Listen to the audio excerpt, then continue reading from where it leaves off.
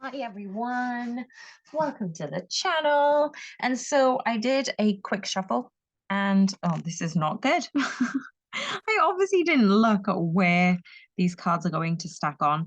So I did a quick shuffle and what the cards actually came up kind of really took me by surprise. And the surprise is sometimes we look at these cards like the Five of Swords, the Tower, we see the Nine of Swords, and we see a lot of anguish. We see a lot of burden, and automatically we end up saying, um, how can we better ourselves in this situation? What do we need to do from this rather than look at a uh, negative point of view? And that's the whole point of the messages today. And today, what I had for the channeled messages is looking at these cards, it's understanding the deeper meaning. So you can self interpret. And I think that for some of you who are genuinely looking more into tarot and pulling your own cards, it's about tapping into your own discernment, isn't it? It's about really putting in the time, effort, and energy into how you feel and what is going on for you. So, when it comes to these cards, the whole message is how are we able to look at it from a different point of view? Because let's be honest, when we get messages, we always alter them to fit what we feel, to fit our own um our own situation. So these cards are continuing to epitomize how are we able to interpret these messages not only to fit us but look at them in a different way.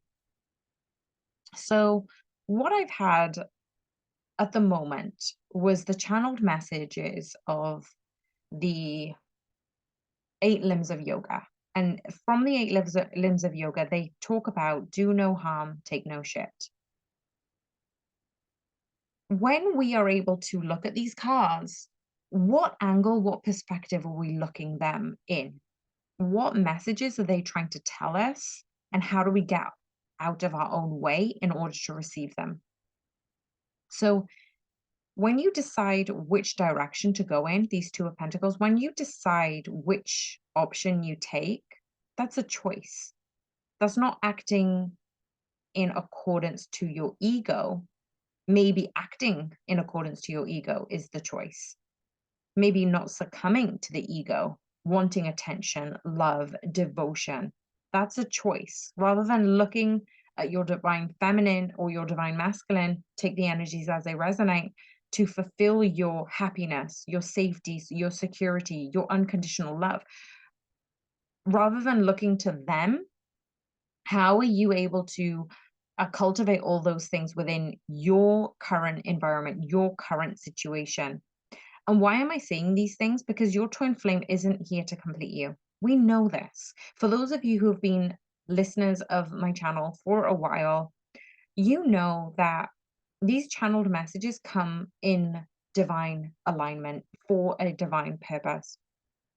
And we are not succumbing to the romantic illusion, the Hollywood depiction of what a relationship should be. We are completely not in that agenda. We are not on that timeline.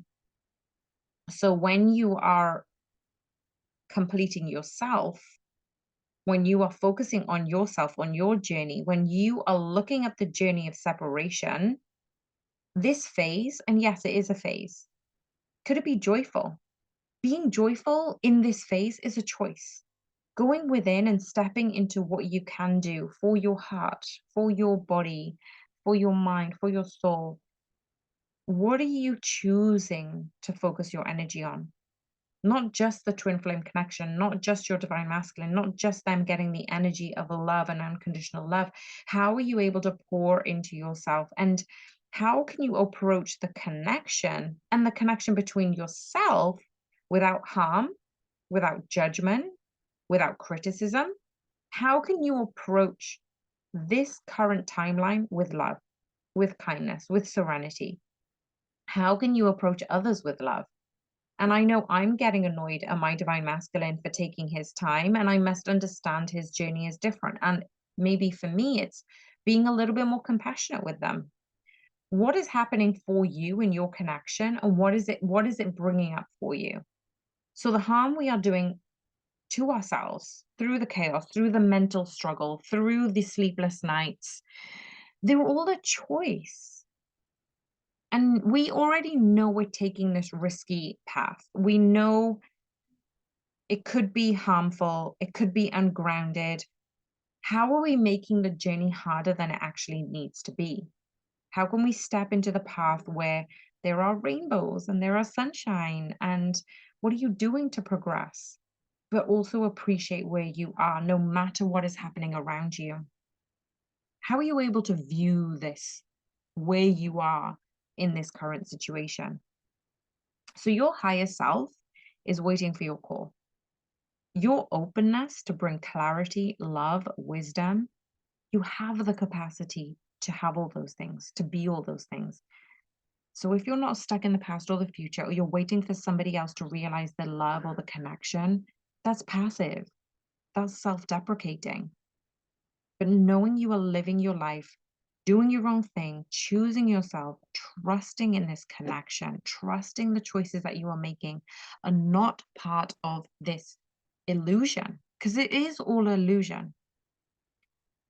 And when you're able to choose yourself, trust the connection, you're going to find your way back to the divine. You're going to find your way back to trusting, to believing, to honoring the divine timing for the both of you. That is true surrender. So when you do no harm and take no shit, how are you honoring your truth? Not somebody else's truth, not the way that your friends ask you to be or your family ask you to be. How are you honoring your own truth? Because this is your life. This is your evolution. Nobody else can do it for you. And the truth is, we're all vulnerable. But the one thing we can control is our attitude. So when we are choosing love over fear, we're responsible for this truth. We're responsible for this choice and this commitment. And we can find legions and legions and legions of reasons to dishonor our commitment because we keep looking for signs. We keep looking for signs for the commitment from our partner, for the connection, for the truth. But we're not really able to tap into ourselves to know the inner truth because that's when you're going to find the answers. So, are you dishonoring yourself by looking at different options and looking at different reasons not to be in this connection? Or blaming your divine masculine for not being awakened? How can you take responsibility of your own level of awakening? And then how are you able to honor your commitment towards your divine masculine and honor the commitment towards you and your higher self, you and source, you and God?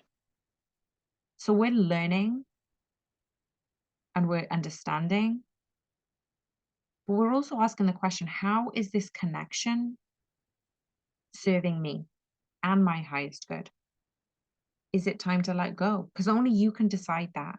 And by letting go, by surrendering, you're responsible for taking a hold of things that you can control. You're choosing love over fear. You're choosing light over dark. You're choosing positive. You're choosing union. And when you're choosing those things, you're choosing what you can control. You're allowing life to show you the beautiful opportunities, the miracles, the love, the blessings. You're choosing love. And more importantly, you're choosing how to love yourself more throughout this journey. And as I was looking through the bottom of the deck, we had the chariot. We had the chariot, and right behind it, so at that back of the card, we had the Eight of Wands and the Eight of Pentacles. I find this really fascinating because these shifts have happened from the 8-8 portal. These shifts are coming forward And that's when the pace is coming in. That's when there is forward movement. That's when we get to understand that what we desire is desiring us. That the Eight of Wands and the Eight of Pentacles, there is so much for you. This has evolved from the 8-8 portal up until the 11-11 portal. And you are tough, you are fierce, you're a warrior in the most compassionate way. How can you do no more harm to yourself, no more harm to the connection, all the ones you love? Take no shit from yourself when it comes to your connections. How are you able to step into your inner sovereignty, your inner and higher self, commit to yourself, honor yourself, give love to yourself? And you're moving forward in the highest and best way. And I had noticed the Lovers was right behind the Chariot. So when you are able to look at all of these in a different perspective, when you're able to see that these are blessings in disguise, these are the rewards. So when you are able to come into the connections, communication with your higher self, when you're able to put the discipline, the determination between you and your higher self, between you and source, between you and God, that is when you see the pace come through. That is when you see the love shine bigger than it ever has before. And I want to just read out the Lovers card because we've had the Lovers card multiple times, but I've never really read out what it means in the spread. So number 6 is the Lovers. This for me really epitomizes the two, the choice, the choice that you're making, divine feminines, and the progress that's being made. And earlier I was going to say that even though the Chariot card came out,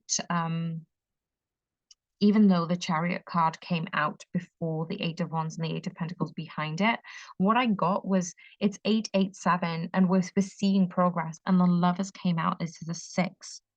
Things are being counted down. Like you've got the New Year's countdown. There is a countdown to this new year, this new beginning. Between now and next year, there are going to be unions. But are you choosing to truly believe it and not just say it for the sake of saying it? Yeah, I want union. No. Do you believe it in your body? Do you believe it in your cells? Do you believe it in your whole physiological, mental, emotional, soul being? Because that's when it comes in, when you're fully surrendered in knowing that everything is happening for the highest and best good. That is meant for you will not pass you by. So this is where I'm getting that from the evolution of a choice, dualities. This is asking you, this is reiterating to you, my beautiful listeners, what choice are you making? Are you putting the choice in harmony, in love, in romantic relationships, in friendships? Maybe your divine masculine may not be ready for commitment, but they may be ready for that friendship. They may be ready for putting effort and time into getting to know each other. Are you choosing to allow yourself to fall in love? Are you putting healthy boundaries up that serve you and the commitment to yourself? Are you able to cultivate the love and the friendship within your soulmates, within your friendship circles, within your family? So this card, it is saying it's really solidifying the message of magic. Your magic has been cultivated because you're choosing to see the magic. When you choose to see the magic, that's when forward movement is happening, and that's when this love is coming through. You're so close, and I've been saying this for the last probably 3 weeks. This connection is so close because your two souls were supposed to align with one another. This means there is an important choice to make: love or fear, love or hate, whatever it is, whatever choices you are being asked to make. This is reminding you that you can make it. You can honor your truth, you can honor your commitment, you can honor and be determined. And actually, when you trust, when you create that everlasting bond, when you create the solid foundation, when you create that friendship, this is going to give you that beautiful path. And this is a reminder to say that self-love is always the key to balancing that duality in a relationship. Sometimes you can get lost in a relationship, but instead of getting lost, how can you create that foundation for yourself and come back to your foundation? You don't want to get lost in any relationship because you're dishonoring yourself, your commitment to the service that you're trying to do on this earth, but also to your friends and family because they've stuck by you throughout this journey. So how are you committing to yourself on this journey? I'm going to leave the messages right there because that was phenomenal. If you wanted to learn a little bit more and get a personal reading, hit me up at divinesacredtarot@gmail.com. And thank you so much. If you've come this far and you've listened and you haven't already subscribed, please do subscribe, like, and comment so more people can find videos like this that help them and their twin on their journey. I'm so grateful for you. Thank you for being here and so much love. Bye for now.